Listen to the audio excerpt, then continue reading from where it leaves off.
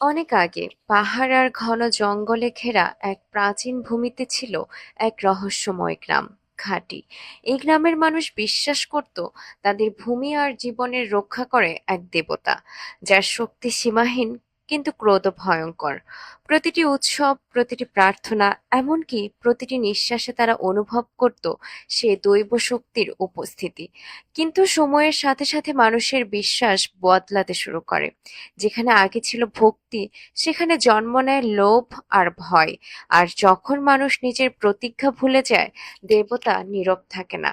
আজকের গল্প সেই ঘাটির, যেখানে ধর্ম, শক্তি আর প্রতিশোধ মিশে গেছে এক রহস্যময় কাহিনীতে। তাহলে বন্ধুরা, মূল কাহিনীতে যাওয়ার আগে ছোট্ট একটা রিমাইন্ডার। ভিডিওটি যদি ভালো লাগে তবে অবশ্যই লাইক দিন, কমেন্ট করে আপনার মতামত জানান, আর আমাদের চ্যানেলটি সাবস্ক্রাইব করুন যেন পরের এক্সপ্লেইন ভিডিও সবার আগে পান।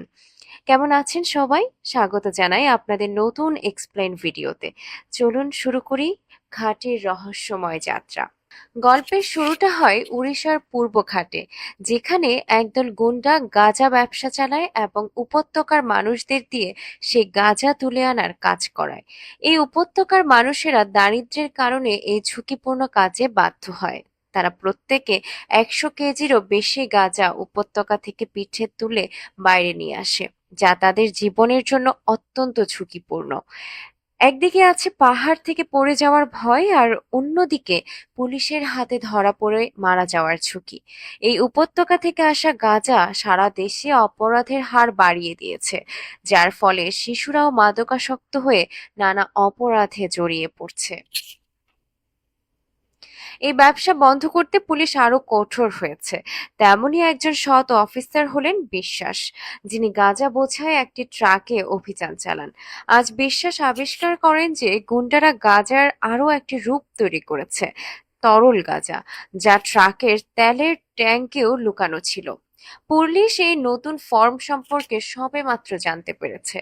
বিশ্বাস সঙ্গে সঙ্গে তার দলকে সেই তেল সম্পর্কিত সমস্ত তথ্য খুঁজে বের করার নির্দেশ দেন। এরপর পরিচয় হয় ব্যবসায়ী মহাবীরের সঙ্গে। মহাবীর তার বন্দর ব্যবহার করে পূর্ব ঘাট থেকে আসা গাঁজা বাইরে পাচার করেন এবং এর বিতরণ ও অনুমতির জন্য দায়ী। পুলিশ বন্দরে অভিযান চালিয়ে তেল জব্দ করায় মহাবীর ওড়িশার মুখ্যমন্ত্রীকে প্রশ্ন করেন। মহাবীর জানতে পারেন যে নাইরু ভাইরা তাকে এই মাল সরবরাহ করতেন, কিন্তু এই তেলের ব্যবসা শুরু করার আগে তারা মহাবীরকে কখনো খবর দেননি। মুখ্যমন্ত্রী মহাবীরকে জানান যে কুন্দুলা নাইডু এবং কাস্তলা নাইডু, এই দুই ভাইও এখন তেলের আসল নির্মাতাকে খুঁজছেন, কারণ এই তেল তারা নিজেরা তৈরি করেননি। উপত্যকায় 4 ধরনের গাঁজা জন্মায়। এর মধ্যে উচ্চমানের শিলবতী গাঁজা সম্পূর্ণভাবে নায়রু ভাইদের দ্বারা নিয়ন্ত্রিত। তারা ছাড়া আর কেউ এর চাষ করে না। এই দুই ভাই অত্যন্ত বিপজ্জনক এবং উপত্যকায় তাদেরই শাসন চলে। এরপর পরিচয় হয় শিলার সাথে, যিনি একজন বাস কন্ডাক্টর, এবং তার প্রেমিক রাজু, যিনি একজন ডাক্তার। রাজু ও শিলার বিয়ে ছোটবেলাতেই ঠিক হয়েছিল, কিন্তু রাজু আপাতত বিয়েতে রাজি নয়। তার লক্ষ্য হলো ঋণ শোধ করে ঘর বাঁধা, তারপরে সে বিয়ে করবে। দুজনেই দুজনকে ভালোবাসে। একসময় পুলিশ উপত্যকা থেকে গাঁজা সহ কিছু লোককে ধরে ফেলে। তখন এখানে দালালকে টাকা দিতে আসে। জানা যায় রাজুও উপত্যকারই মানুষ। অতীতে সে শিলা এবং অন্যান্যদের সাথে উপত্যকা থেকে গাঁজা পাচারের কাজ করত। রাজু ও শিলার পরিকল্পনা মাফিক কাজ করার কারণে একসময় উপত্যকার কারো প্রাণহানি ঘটেনি এবং তাদের কাজের পদ্ধতি ছিল নিরাপদ। কিন্তু একদিন তারা পুলিশের মুখে পড়ে। কিছু লোক পালাতে পারলেও রাজু ও শিলা সহ কয়েকজন ধরা পড়ে। পুলিশের মারে তারা জানতে পারে যে পালানোর সময় গুলিতে রাজুর বাবা মারা গেছেন। বাবার শেষকৃত্যের জন্য যখন রাজু বাড়ি ফেরে, তখন তার মা তাকে চরম সিদ্ধান্ত নিতে বলেন। বাবার মরদেহ বহন করবে নাকি গাঁজা পাচার করবে। গাজার কাজ এতটাই ঝুঁকিপূর্ণ ছিল যে হয় পুলিশের গুলিতে মরতে হবে, নয়তো উপত্যকা থেকে পড়ে। রাজুর মা আর তার মৃত্যু দেখতে রাজি ছিলেন না এবং জানতে চেয়েছিলেন রাজুর অন্য কোনো কাজ আছে কিনা। মা সতর্ক করেন যে যদি রাজু এখনো এই কাজ করে তবে তিনি রাজুকে তার বাবার মৃতদেহ স্পর্শ করতে দেবেন না। এরপর থেকে রাজু সে কাজ ছেড়ে দেয়। বর্তমানে রাজু শিক্ষিত এবং ভালো চাকরি করছে। বিশ্বাস বন্দরে পাওয়া তেলের প্যাকেজিং থেকে সূত্র ধরে এক ব্যবসায়ীর ঠিকানায় অভিযান চালান। ওই ব্যবসায়ীর কাছে শিলবতী গাঁজা থাকলেও তেল গাঁজা ছিল না। নির্যাতিত হওয়ার পর ব্যবসায়ী জানান যে তিনি তেল তৈরি করেন না। কেউ গোপনে রাতের বেলা তার দোকানের বাইরে তেল ফেলে রেখে যায় এবং এর বিনিময়ে কোটি কোটি টাকা রেল স্টেশনে রেখে যায়। ব্যবসায়ী জানেন না কে টাকা তোলে বা কে তেল নিয়ে আসে। তাকে কেবল পরদিন সেই টাকা স্টেশনে রেখে দিতে বলা হয়েছে। তেল প্রস্তুতকারকদের ধরার জন্য বিশ্বাস তার দলবল নিয়ে সেই টাকার উপর নজর রাখতে শুরু করেন। কিছুক্ষণ পর রাজু ও শিলা ট্রেনে করে সেই একই স্টেশনে আসে। অবাক করা বিষয় হলো রাজু ও শিলাই এই গাঁজা তেলের ব্যবসা করে।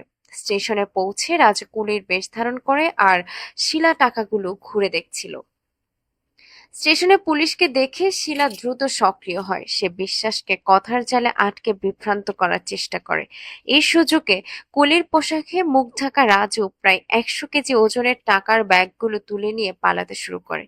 এত বিশাল ওজন নিয়েও রাজু চলাফেরা দেখে মনে হচ্ছিল যেন তার হাতে কিছুই নেই। পুলিশকে ফাঁকি দেওয়ার পর রাজু দক্ষতার সাথে সেই ব্যাগগুলো থেকে ট্রেকার বের করে ফেলে। এই ঘটনা থেকে অফিসার বিশ্বাস নিশ্চিত হন যে এর পেছনে উপত্যকার মানুষেরাই রয়েছে, কারণ এত ওজন বহন করার অভ্যাস কেবল তাদেরই আছে। বিশ্বাস তখন উপত্যকার স্থানীয় পরিদর্শককে জিজ্ঞেস করেন সেখানকার লোকেরা কি খায় যে তারা এত ওজন বহন করতে পারে। পরিদর্শক জানান যে দারিদ্র্যের কারণে তাদের ভালো খাবার জোটে না, বরং তারা গাঁজা তুলে সেটাই খায়।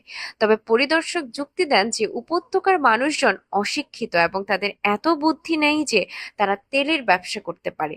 তিনি মনে করেন কোনো বড় দল এর পেছনে রয়েছে। পরিদর্শক এই একই যুক্তি নায়রু ভাইদের কাছেও তুলে ধরেন যে উপত্যকার লোকেরাই তেলের ব্যবসা করছে। নায়রু ভাইরা যারা এতদিন এই নতুন ব্যবসায়ীর খোঁজ করছিলেন এখন বুঝতে পারেন যে তাদের সেই নতুন গ্যাংকে উপত্যকার মধ্যেই খুঁজতে হবে। এরপর থেকে নায়রু ভাইরা ড্রোন ও তাদের লোকজনের সাহায্যে উপত্যকায় সেই তেল তৈরির ল্যাব খুঁজতে শুরু করেন। অন্যদিকে দেখানো হয় রাজু এবং শিলাকে। মায়ের মৃত্যুর পর রাজু আবার গাঁজা নিয়ে কাজ করছে এবং শিলাও তাকে সহযোগিতা করছে। রাজু শিলাকে ভালোবাসে এবং তারা বিয়ের তারিখ ঠিক করে। ঠিক তখনই কুন্দুলা নায়রু উপত্যকার মধ্যে রাজুর ল্যাব খুঁজে পায়। সে তার লোকজন নিয়ে সেখানে এসে হামলা শুরু করে এবং রাজুর সাথে কাজ করা উপত্যকার অন্যান্য লোকদের হত্যা করতে শুরু করে। মারা খাওয়ার পরও উপত্যকার মানুষজন কুন্দুলাকে রাজু বা তার তেল তৈরির পদ্ধতির কথা বলে না। উপত্যকার একটি ছোট ছেলের কাছ থেকে খবর পেয়ে রাজু ও শিলা দ্রুত ল্যাবে ফিরে আসে।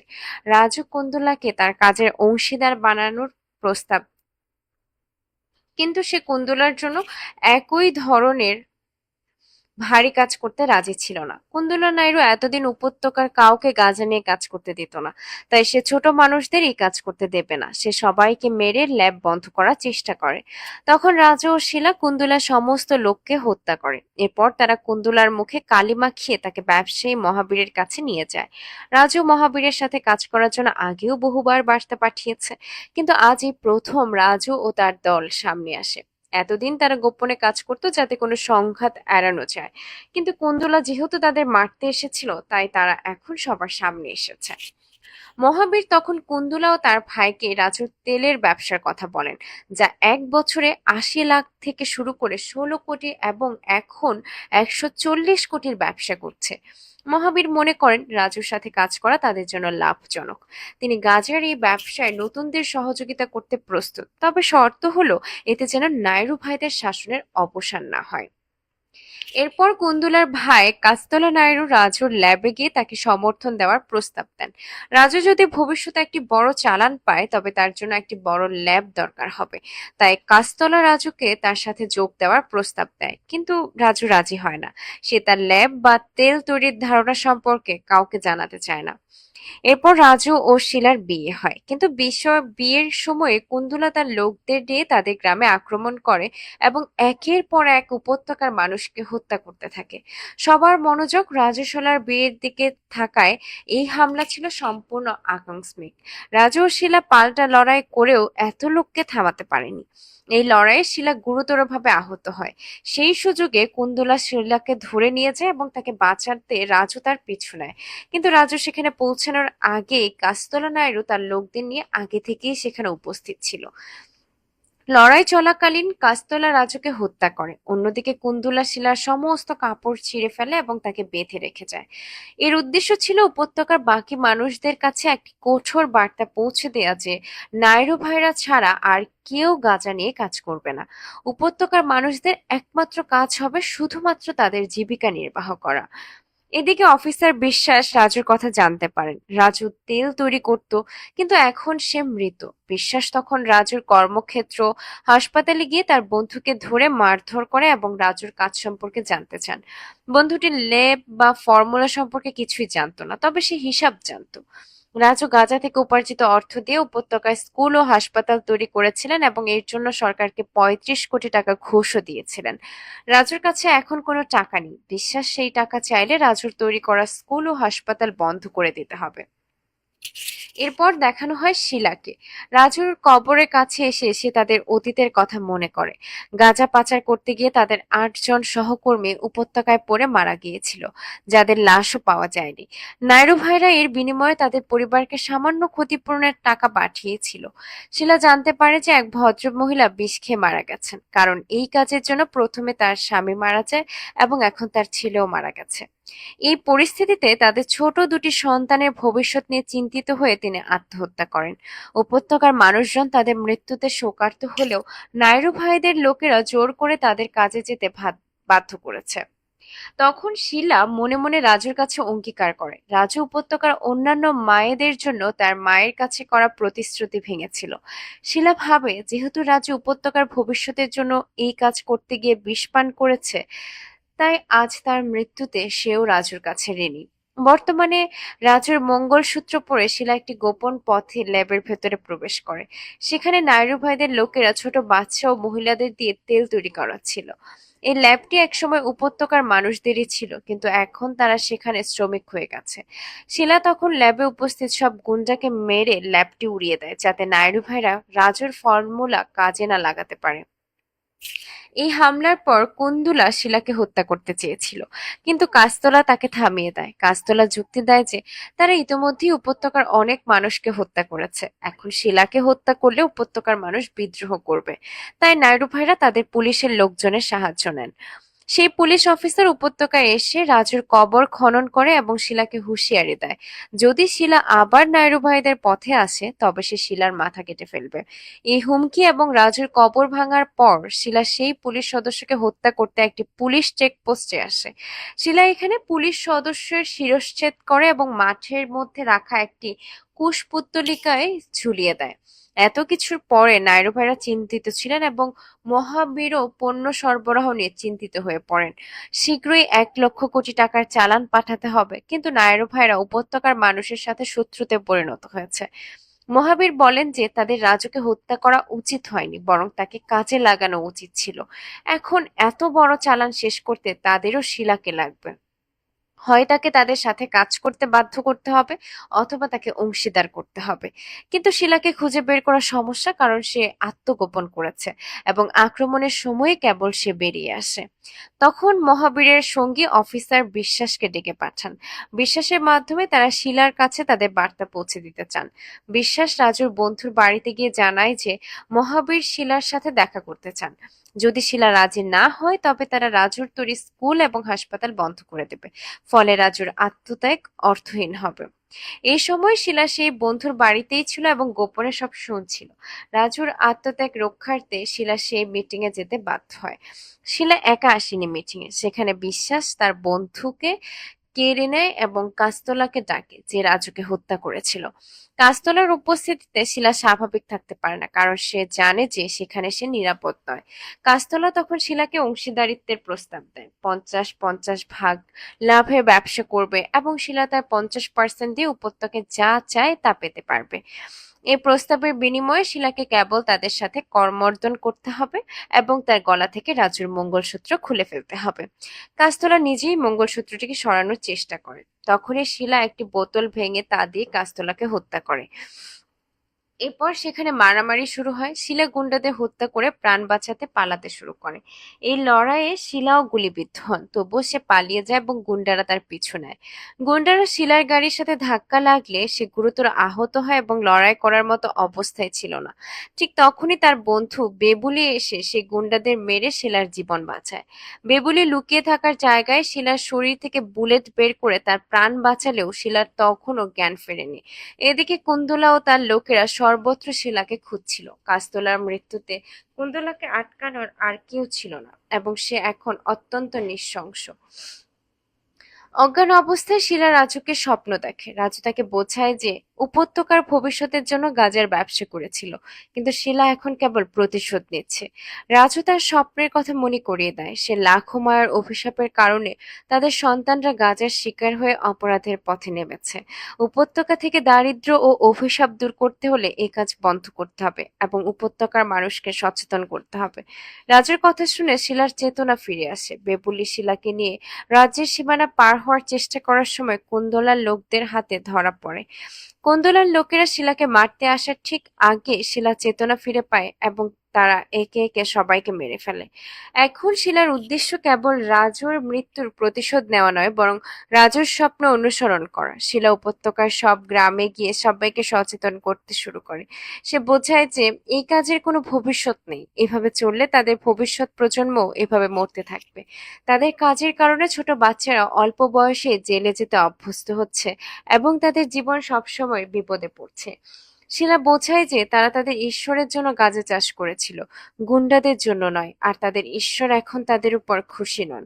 প্রথম দিকে শিলার কথায় কেউ কর্ণপাত করেনি, কিন্তু ধীরে ধীরে কিছু মানুষ তার সাথে একমত হতে শুরু করে। একসময় একটি পুরো গ্রাম শিলাকে সমর্থন জানিয়ে তাদের গাঁজার ক্ষেত পুড়িয়ে দেয়।